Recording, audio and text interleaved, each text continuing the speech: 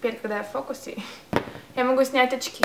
Сегодня я вам расскажу что-то ужасное, что-то невыносимое, что-то, что равняется тому моменту, когда вы узнали, что нету Санта-Клауса в мире. Девчонки, если вы к этому готовы, давайте приступим. Если я не ошибаюсь, и исправьте меня, если я не права, то большинство девочек в мире мечтают о свадьбе. И они думают, что свадьба — это что-то волшебное и что-то грандиозное, что-то, что касается Золушки или Белоснежки и ее 7 гномиков. Я хочу вам сказать, что мечтать о свадьбе — это круто. Но организовать свою свадьбу — это уже другой разговор. Давайте возьмем секунду, глубокий вздох и...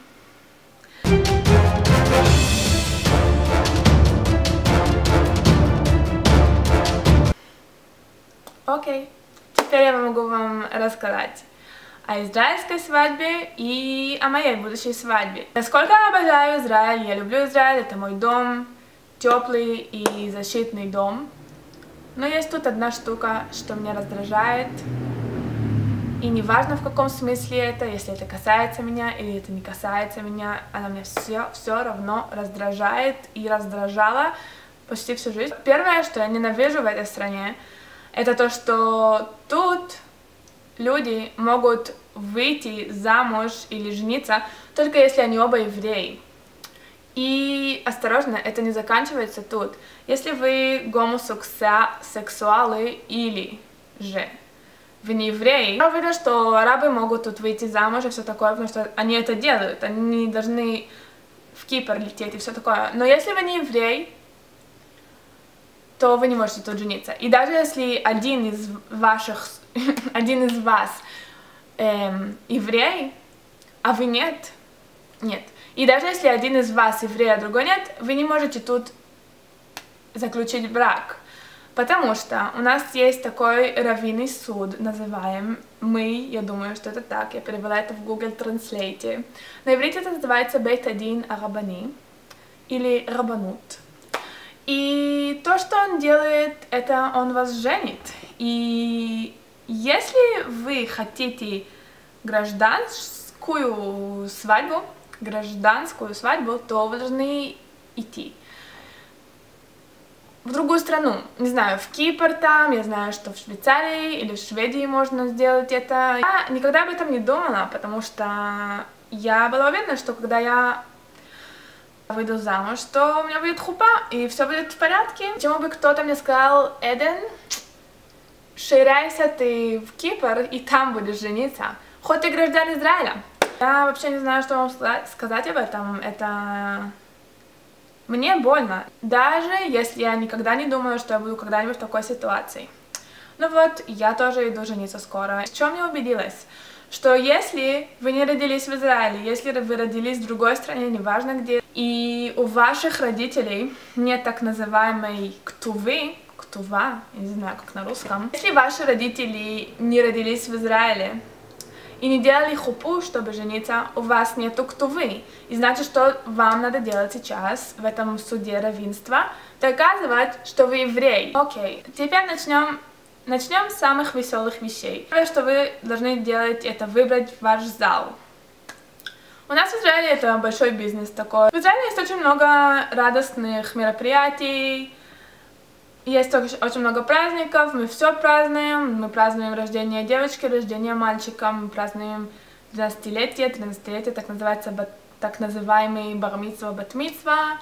Мы празднуем все что угодно, и, конечно же, мы празднуем свадьбу, так что есть у нас очень-очень-очень много огромных залов, которые накатывают миллиарды в месяц. Сейчас я вам скажу цифры. Неважно где, на юге страны или на севере страны, будет дешевле, чем жениться в Тель-Авиве. Свадьбы у нас большие. Я думаю, что 400 приглашенных это нормальная свадьба, 200 это маленькая свадьба, и есть даже 600, 800 и больше, конечно же, приглашенных, смотря кто вы и какая семья у вас есть. Вы знаете, что у нас выходцев из Европы очень мало семьи. по отношению к выходцам из, как это называется, все это Марокко, Тунизия, Алжирия. И у них очень-очень большая семья. По 10 братьев, по 100 внуков и все такое. В общем, из-за этого, если ты женишься с йеменцем, у тебя должна быть большая свадьба. Но если йеменец женится с сибирской девочкой, то, наверное, у него будет маленькая свадьба, потому что даже если у него 300 приглашенных из семьи, у меня, я вам скажу, только 50 приглашенных. Вы выбираете несколько залов, которые вы хотите проверить, и вы идете смотреть, сколько вам это будет стоить. Сначала делается так, вам говорят порцию, сколько стоит порция. Есть залы, что порция стоит... Окей, в Тель-Авиве порции дорогие, они стоят 280 шекелей на человека, это минимум. Конечно, если у вас нет денег, то вы обязаны жениться не в Тель-Авиве. Жениться, допустим, в Ришон-ле-Ционе или в Ашдоде, это рядом с Тель-Авивом, это полчаса езды. Но это чуть-чуть жаль, потому что ваши гости должны будут или на машине ехать, и тогда они не могут пить на вашем мероприятии. И я думаю, что это очень грустно. Или они должны будут платить кучу денег за такси. Так что мы не хотели делать это за Тель-Авивом, хоть мы молодая пара, у нас еще нету своих миллионов в банке, и мы только начинаем свою жизнь, мы даже еще не купили квартиру. И мы не хотели слишком много разоряться. Мы не хотим слишком много разоряться. И когда вы делаете свадьбу, то человек вам не приносит подарок, а приносит чек. Каждый год мы ходим хотя бы на 5-6 свадьб. Это очень большие деньги, я думаю. Вы можете сделать 5, умножить на 600-700 шекелей. Это я и Барель вместе. И вы увидите, что это куча денег в год. Так что нельзя слишком много денег ставить, но в Тель-Авиве очень-очень дорогие порции. В Беэр-Шеве вы можете закрыть весь зал диджей и все что угодно за 250 шекелей максимум. Даже меньше. На человека. Я надеюсь, что вы поняли. Вы делаете порция, умножить на всех людей, которые вы приглашаете. Потом вы присоединяете к этому еще 5000 шекелей диджей, еще 10 тысяч шекелей фотограф. Потом есть всякие штучки от зала, есть еще дизайнер для зала. Все это вы прибавляете, делите на всех ваших приглашенных, и у вас выходит порция на человека. Это значит, что вы должны молить Бога, чтобы этот человек ставил вам такую же сумму, что вы заплатили за всю эту организацию. Потому что если нет, то у вас пропадут деньги. То есть у нас, допустим, 300 приглашенных будет, и свадьба в Тель-Авиве для 300 приглашенных стоит между 130-140 тысяч шекелей. Прибавьте к этому 0 и получите рубли. И это очень много денег. И если вы прогадали и ваши гости не вернут вам эту сумму, то вы можете потерять 50 тысяч шекелей даже. То есть вы так и так их будете терять, потому что я вам сказала, что нормальный человек, который идет на свадьбу к другу, не очень близкому к другу, просто друг с работы или все такое, он ставит ему 300 шекелей, а за его порцию вы заплатили 500 шекелей, потому что вы делаете это в Тель-Авиве, и это очень дорого. Вы так и так проигрываете тут сумму денег, но дело в том, что близкие люди ставят вам большие деньги. Но что поделать, свадьба это свадьба, и свадьба это день рождения. Я не хочу вести своих друзей в Беэр-Шеву 2 часа на машине, чтобы у меня остались потом деньги купить еще 10 сантиметров квадратиков в квартире, потому что квартиры в Израиле тоже очень-очень дорогие. В Тель-Авиве, конечно, вы не купите 5-комнатную квартиру меньше, чем 3 миллиона шекелей. В общем, почему я плачу вам тут на камеру?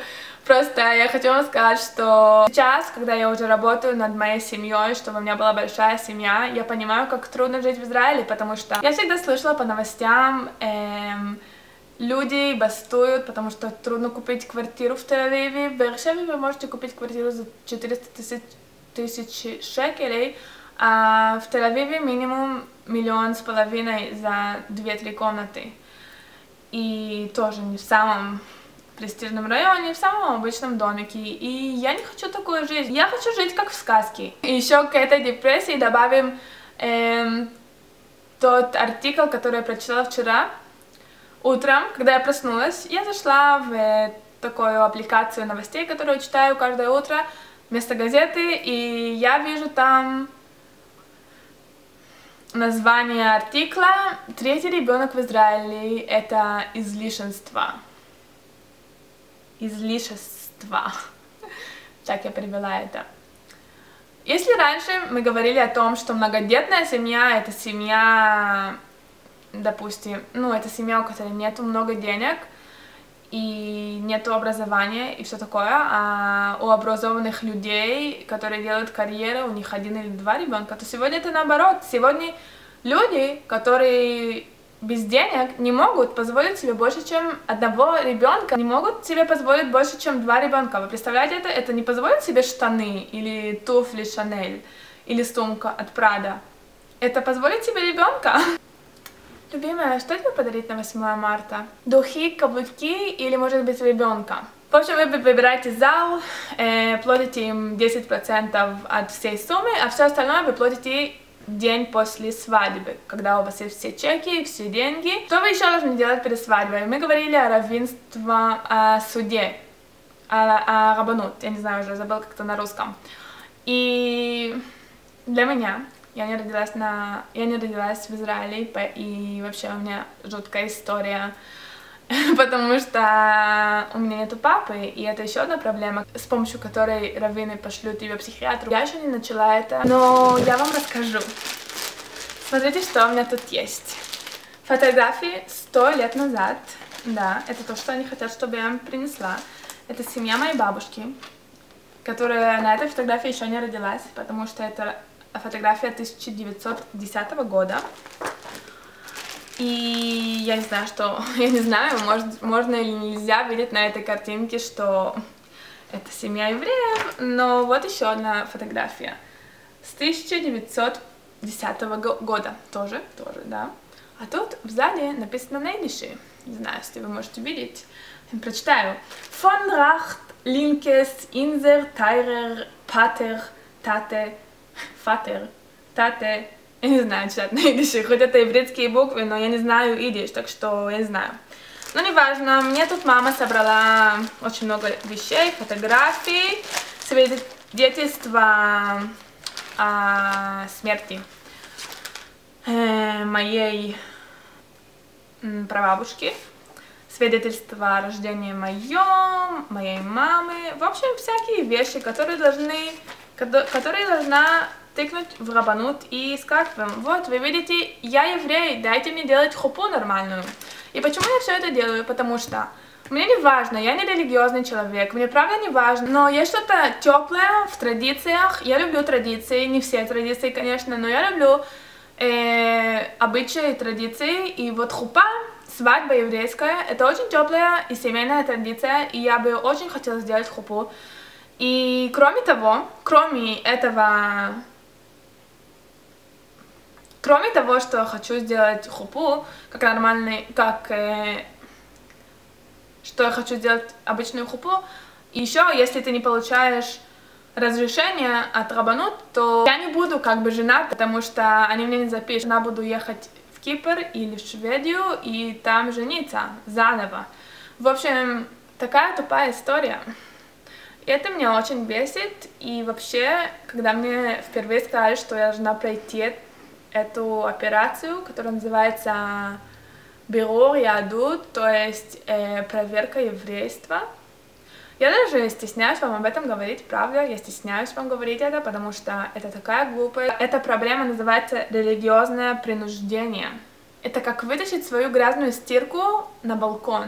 Правда, это мне тяжко об этом говорить, потому что я так люблю Израиль, я так хочу показать его красивое лицо, но вот есть его самое уродливое лицо, потому что я думаю, что через 5-10 лет это пройдет. Это так, как Путин запретил гомосексуализм в России. Это то же самое, по-моему, потому что столько много пар, они болеют из-за этого, потому что они начинают ненавидеть страну из-за этого. Я знаю одну девочку, что ей тоже сделали такие проблемы рабануте, и ей не дали жениться. И в конце концов она уехала в Канаду, потому что такая история. В общем, я уже начала думать, как же мне бы уехать в Канаду, но я не хочу уезжать, я хочу тут жить. Хочу тут жить, я хочу жить в моей стране, но я хочу, чтобы что-нибудь тут изменилось в этом курсе, в этом плане. Да, самое главное, вы обязаны начать искать платье свадебное 5 месяцев перед свадьбой. Моя свадьба через 3 месяца, так что я еще не начала искать, но я уже иду в пятницу на одно мероприятие. А еще мы были на одном очень классном мероприятии вчера про свадьбу, тоже нам дали полно подарков, и там было очень-очень много помолвленных людей, это было очень классно. Мы уже видели 5 разных залов, и мы почти закрыли 2 из них. Я все уже не знаю, что мне хочется, как я хочу жениться, выйти замуж, то есть. Но я надеюсь, что все будет в порядке, потому что пока что это очень много сил и энергии у меня забирает, и я уже хочу просто сидеть на Мальдивах, на моем медовом месяце и не думать ни о чем с таким животиком 9-го месяца беременности, потому что медовый месяц у нас будет только полгода после свадьбы, потому что я учусь. И вы спрашиваете, наверное, себя, где остальные 3 месяца беременности. Вот и все. Я не знаю, даже если я вам все рассказала, но я знаю, что это видео заняло, наверное, 50 минут. Обожаю свадьбу в Израиле, правда. Думаю, что это просто грандиозное событие. Свадьба — это свадьба, как бы. Это не просто день рождения или что-то. Это очень-очень грандиозное событие. И в Израиле это очень-очень классно. Правда. Я обожаю свадьбы, я обожаю хупу. Я всегда плачу на хупу. Когда я вижу невесту в белом на хупу, даже если это моя подружка, и даже если нет, как бы если бы я туда пришла из-за Барреля или все такое, я все равно буду плакать, потому что это очень меня трогает. Вот и все. Спасибо, что вы слушали меня, что этот день будет самый незабываемый. И я знаю, что все эти усилия, они будут как бы